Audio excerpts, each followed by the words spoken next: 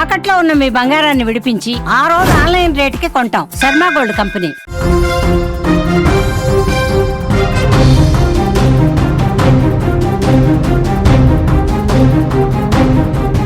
కవిత ఎపిసోడ్లో BRS party silent.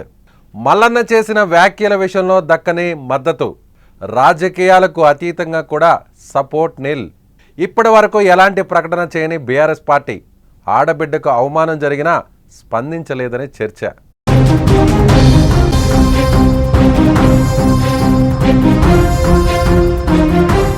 KCR కుమార్తె కవిత ఒంటరయ్యారా?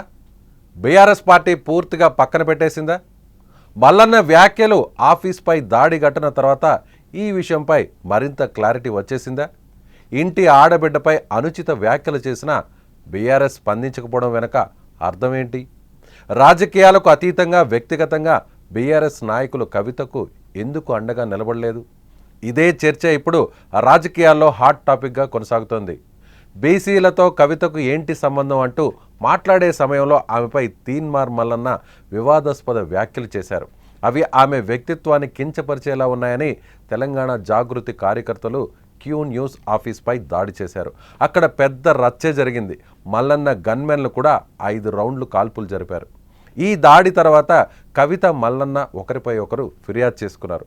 కానీ ఈ వ్యవహారంలో కవితకు బీఆర్ఎస్ నుంచి ఎలాంటి సపోర్ట్ దక్కలేదు. ఒక్క ప్రకటన కూడా రాలేదు. రాజకీయంగా కాకుండా కనీసం వ్యక్తిగతంగా అయినా సరే ఎవరైనా వచ్చి కవితను పక్కన నిలబడలేదు. ఈ వివాదంపై ఒంటరిగానే కవిత పోరాడుతున్నారు. కవిత బీఆర్ఎస్ నుంచి దూరంగా వెళ్ళలేదు. తమ నాయకుడు కేసీఆర్ అని చెబుతూ జాగృతి పేరిట రాష్ట్రంలో వివిధ సమస్యలపై పోరాడుతూ తన కార్యకలాపాలు కొనసాగిస్తున్నారు. రాజకీయంగా కేటీఆర్ను విభేదిస్తున్నారు. అయితే బీఆర్ఎస్ నేతలు మాత్రం ఆమెను దూరంగా పెట్టారు. ఆమె గురించి పట్టించుకోవడం లేదు. ధర్నాలు చేసినా, ఆందోళన కార్యక్రమాలు చేపట్టినా ఎలాంటి మద్దతు లభించడం లేదు. కానీ ఇంటి ఆడబిడ్డపై అనుచిత వ్యాఖ్యలు చేసిన క్రమంలో కూడా బీఆర్ఎస్ నుంచి సౌండ్ రాకపోవడంతో ప్రతి ఒక్కరిని విస్మయానికి గురిచేస్తుంది. ఈ ఎపిసోడ్ కవిత ఒంటరి అనే క్లారిటీ వచ్చేసినట్లేదని రాజకీయ విశ్లేషకులు భావిస్తున్నారు.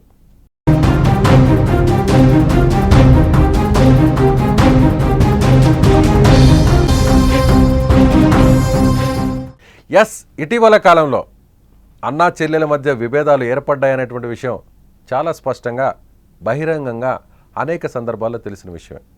కవిత రాసినటువంటి లేఖ రాజకీయాల్లో ఒక పెద్ద దుమారాన్నే రేపింది.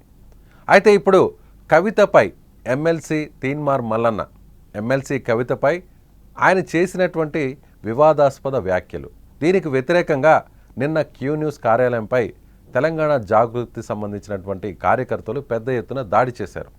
ఈ దాడిలో మల్లన్న గన్మ్యాన్స్ గాల్లోకి 5 రౌండ్లు కాల్పులు జరిపారు. కొంతమంది అక్కడ ఫర్నిచర్ను దాడి చేయడంతో ఆ దాడిలో భాగంగా పగిలిన గాజు ముక్కలు గుచ్చుకొని చాలామందికి గాయాలయ్యాయి. సో దీనికి కౌంటర్గా నేరుగా మల్లన్న దీనికి కారకురాలు కవితే అంటూ ఆయన మీడియాతో మాట్లాడారు. వెంటనే స్పందించినటువంటి తెలంగాణ జాగృతి అధ్యక్షురాలు కల్వకుంట్ల కవిత నేరుగా శాసన మండలి చైర్మన్కు ఫిర్యాదు చేశారు. గుత్తా సుఖేందర్ రెడ్డి ఇంటికి వెళ్ళి ఘటన విషయంపై, ముఖ్యంగా తనను అవమానిస్తూ మాట్లాడినటువంటి మల్లన్న శాసన మండలి సభ్యత్వాన్ని రద్దు చేయాలంటే అపెక్స్ కమిటీకి కూడా ఫిర్యాదు చేస్తానంటూ ఆమె మీడియాతో మాట్లాడారు. ఈ విషయంలో మల్లన్నపై నేను ఏ రోజు ఎలాంటి వ్యాఖ్యలు చేయలేదు, మల్లన్న విషయాన్ని తాను ఎప్పుడు ప్రస్తావించలేదు. అలాంటి మల్లన్న తనను ఇలాంటి మాట్లాడడం ఏంటి, తనపై ఇలాంటి మాటల దాడిని చేయడం ఏంటి అంటూ ఆమె విమర్శించారు. నేను ఊరుకోను, ఆడపిల్లే కదా అని మౌనంగా ఉండబోను, అగ్గిరవ్వుగా మారుతాను. మల్లన్న వెనక ఎవరైనా ప్రేరేపించే వ్యక్తులు ఉన్నా సరే వాళ్ళకు కూడా నేరుగా చెప్తానంటూ కూడా ఆమె మాట్లాడారు. అయితే బీఆర్ఎస్ పార్టీలోనే కొనసాగుతున్నటువంటి స్వయాన కేటీఆర్ సోదరిపై కాంగ్రెస్ పార్టీ నుంచి సస్పెన్షన్కు గురై బయటకు వచ్చి బీసీ ఉద్యమం, ముఖ్యంగా బీసీ పార్టీ పెడతానంటూ ప్రకటన చేసినటువంటి తీన్మార్ మల్లన్న కేసీఆర్ మీద, కేసీఆర్ కుటుంబ సభ్యుల మీద, బీఆర్ఎస్ పార్టీకి సంబంధించినటువంటి నేతల మీద గత కొన్నేళ్లుగా విమర్శల దాడి చేస్తున్నటువంటి విషయం తెలిసిందే. అలాంటి తీన్మార్ మల్లన్నపై అనేక మంది బీఆర్ఎస్ పార్టీకి సంబంధించినటువంటి నేతలు కూడా ప్రతి విమర్శలు చేసిన విషయం కూడా తెలిసిందే. కానీ ఇప్పుడు మాత్రం ఏకంగా కవిత మీద అనుచిత వ్యాఖ్యలు చేసినటువంటి మల్లన్నని బీఆర్ఎస్ పార్టీ లైట్ తీసుకుందా? ముఖ్యంగా ఇటీవల కాలంలో బీఆర్ఎస్ పార్టీలో తన సోదరుడు వర్కింగ్ ప్రెసిడెంట్ కేటీఆర్తో విభేదించినటువంటి కవితను ఇప్పుడు టార్గెట్ చేస్తుందా? కవిత పలు దఫాలుగా తెలంగాణ జాగృతికి సంబంధించినటువంటి వేదిక ద్వారా అనేక నిరసన కార్యక్రమాలు చేపడుతూ ప్రభుత్వానికి వ్యతిరేకంగా ధర్నాలు చేస్తున్నా కూడా బీఆర్ఎస్ దీని మీద ఎలాంటి ప్రకటన కానీ, ఎలాంటి వ్యాఖ్యలు కానీ, అటు మద్దతు కానీ, లేదంటే విభేదించడం కానీ ఇప్పటి వరకు చేయలేదు.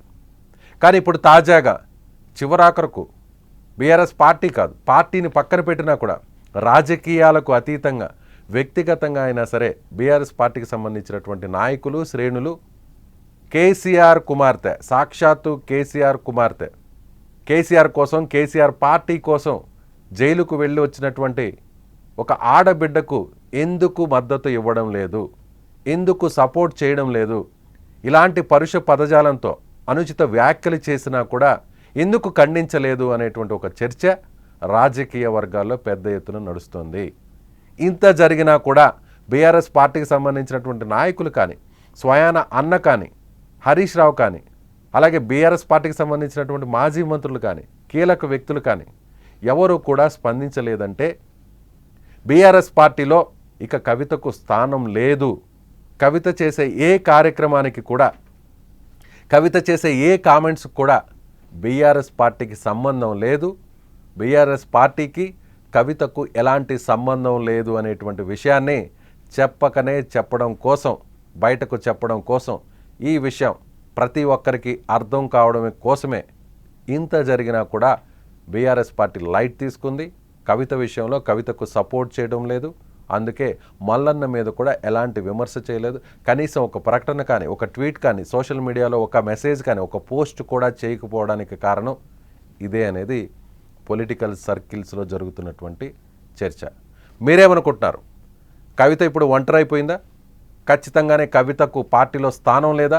బీఆర్ఎస్ పార్టీ పూర్తి స్థాయిలో కవితను పక్కన పెట్టేసిందా?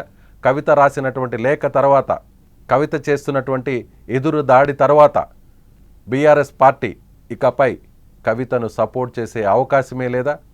మళ్ళీ కుటుంబం కలిసే అవకాశమే లేదా? బీఆర్ఎస్ పార్టీలోకి తిరిగి మళ్ళీ ఆమె స్థానం పదిలమయ్యే అవకాశం లేదా? మీరేమనుకుంటున్నారు? మీ అభిప్రాయాన్ని కామెంట్ బాక్స్లో తెలియచేయండి.